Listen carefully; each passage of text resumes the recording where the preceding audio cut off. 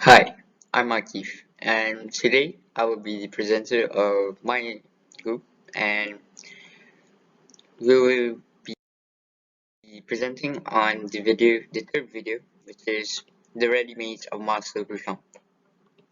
Here's a quote from Marcel Duchamp: "You cannot define electricity. The same can be said of art.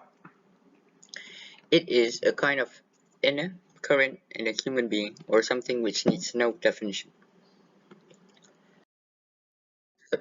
Who is Marcel Duchamp?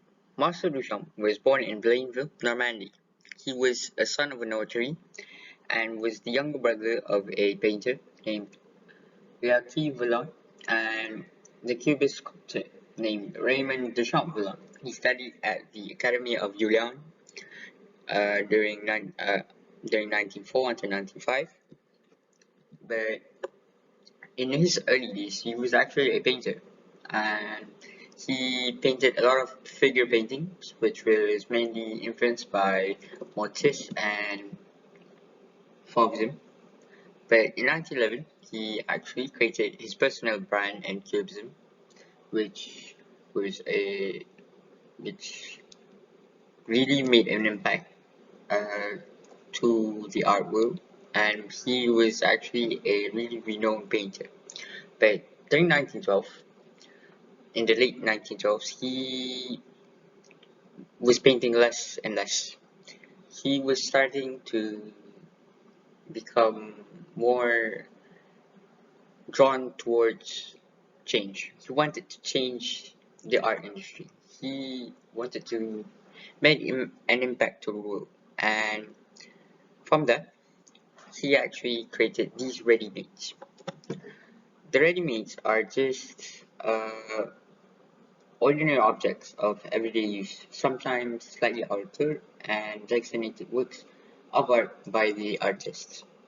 So why he wanted to create the why he wanted to create the ready-mades is because he wanted to lay change. He wanted to make a change towards the world of art. And from here we can actually see one of his early works, which is the bicycle wheel, which is simply a bicycle wheel mounted on top of a stool. Other works that he created, which is also in advance of the broken arm, which is the shovel on the right. One of his most controversial and most famous works, which is a urinal entitled Fountain, which was also signed by Armand, which he actually submitted to an exhibition of the Society of Independent Artists in New York in 1917. So, and the last one, which is a painting of a Mona Lisa with a mustache and quoted, and he put a pun, annotated a pun on the painting as well that says LHOOQ, which stands for a pun which he intended to mean as a joke. So from here, you must be asking why is he doing all of this? Why is he creating weird stuff out of ordinary objects? And the answer is he wanted to see whether ordinary things can actually be art. He wanted to instill the idea of artists all around the world so that they will ask the question, is this art or is this something else? So he wanted people to actually think, what is art? That was his goal by creating these ready-mades. So my team has discussed and agreed that the knowledge claim existing in the video is knowledge perception. So our reason for that is because Marcel wanted people to think, wanted people to perceive knowledge, which is in this context being knowledge knowledge as art. So he wanted people to perceive what is art, what makes art art, what, what makes art, what makes something to be classified as art. Doesn't matter if it's bad art or good art. He wanted people to actually question what is art. So from here, we actually agreed on that the knowledge claim existing in the video is knowledge perception. So moving on to the next question, what are the roles of expectations and assumptions in perceiving? So expectations where is a personal belief about occurrences that may happen in the future, which is actually influence on knowledge and experience that you have beforehand. For example, if you are currently studying for a test, so you will actually give birth to an expectation on how well do you gonna perform in your test. So for example, if you actually study hard for that test, you must be expecting for a great score for your test. But if you didn't study anything for that test, you must be expecting you to actually fail for the test. So from that, expectations is a belief on something that will happen with the current knowledge that you have or experience that you have beforehand. Assumptions is something that you deem as true, even without concrete evidence. For example,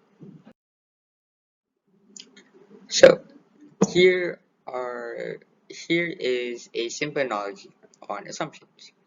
For example, I take these two objects, which is on our left is a ordinary shoe bag, on the right is a ordinary luggage. And from here, we can assume that the luggage will weigh heavier than the shoe bag in terms of its size and material.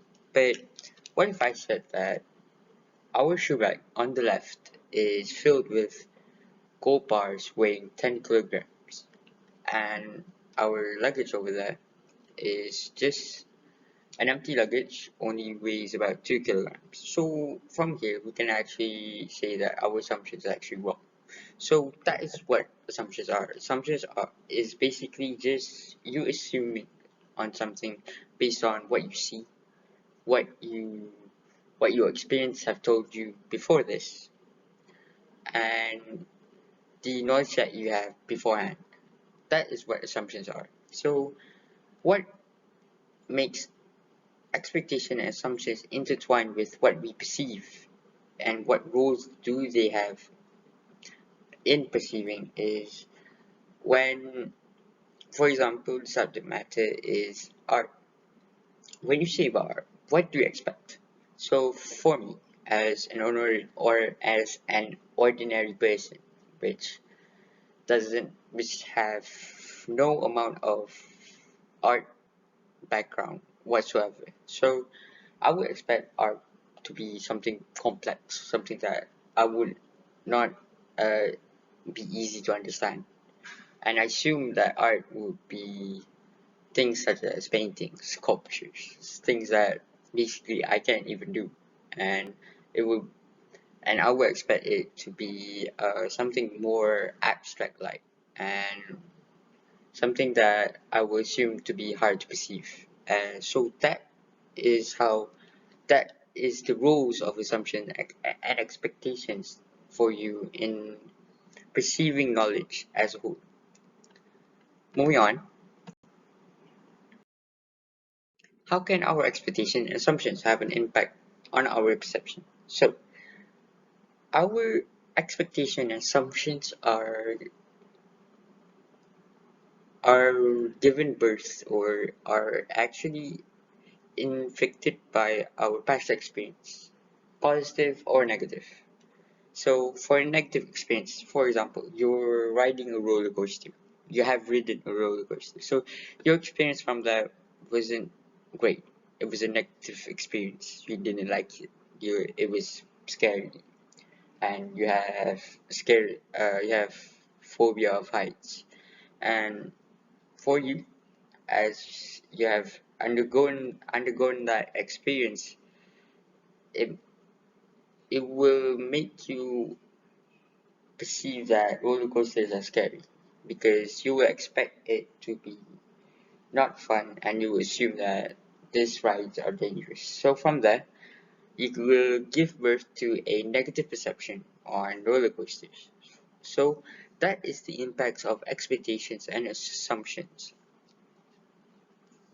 that affects our perception of knowledge.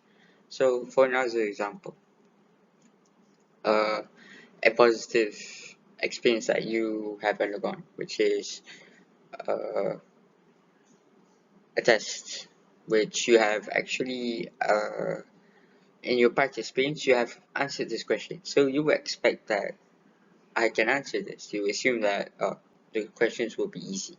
So from there we can perceive that our test will be uh, a great one, and I will score this test. So from that, expectation and assumptions play a big, it will give a big impact on how we perceive the subject matter at hand. Perceiving art. Art is not about itself, but the attention we bring to it. What I have in mind is that art may be bad, good, or indifferent, but whatever adjective is used, we must call it art. And bad art is still art, in the same way that bad emotion is still an emotion. According to Duchamp, art isn't a matter of aesthetics, it is the matter of the artist's brain. So, in perceiving art from this video, you you have now the knowledge on what is Marcel Duchamp trying to say, which is art can be anything, and but the two components which is vital to it is art bringing an idea, and art bringing a concept to life using whatever medium that the artist wants to express this.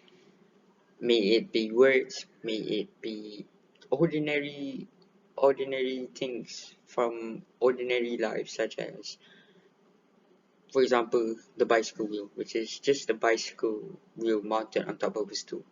So from that, he wanted people to know that art can be anything you want it to be, but it is a matter of the artist's brain, which is what idea is he trying to express, what kind of concept that he is trying to give life to.